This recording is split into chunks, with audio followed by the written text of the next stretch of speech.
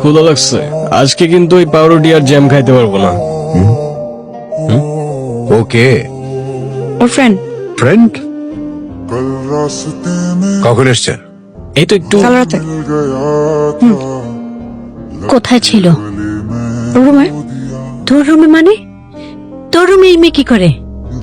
এই কি বলে তোমার ছেলে? কি বলে এইসব? মা বাবা রিল্যাক্স, আই ক্যান এক্সপ্লেইন। ওকে, বিশ্বাস করো তোমরা যেমনটা ভাবছো একদমই এরকম কিছু না। তাহলে কি? জন্য গতকাল রাতে ওকে বাসায় নিয়ে আসি। তা এখন কি করবি? কি আর করব, নিয়ে যেতে হবে ওকে। আর আমি বেশ কিছুদিন থাকবো এখানে, ইভেন্টের কিছু কাজ আছে, প্লাস ছায়ের বাবার সাথে দেখাটাও করে ফেলবো।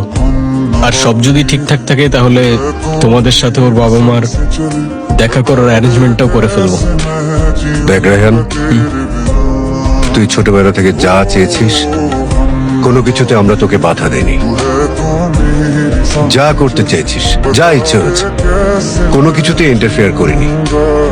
কিন্তু এই কথা মাথায় রাখিস, সমাজে আমাদেরও একটা সম্মান আছে। আত্মীয় স্বজন কেউ যেন কখনো তোকে কিছু বলতে না পারে।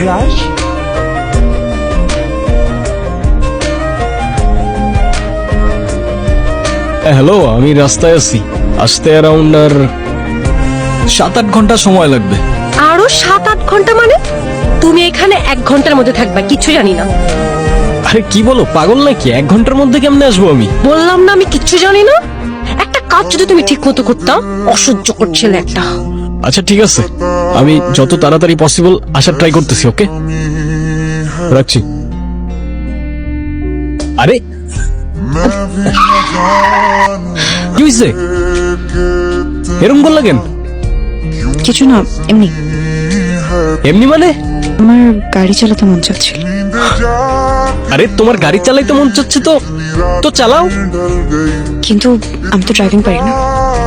তাহলে চুপচাপ বসে থাকো, আর যেন এরকম করতে না দেখি আমি। আজব, ওইদিকে এক বিপদ, এদিকে আরেক বিপদ। কিসের মধ্যে পড়লাম রে আমি বাবা?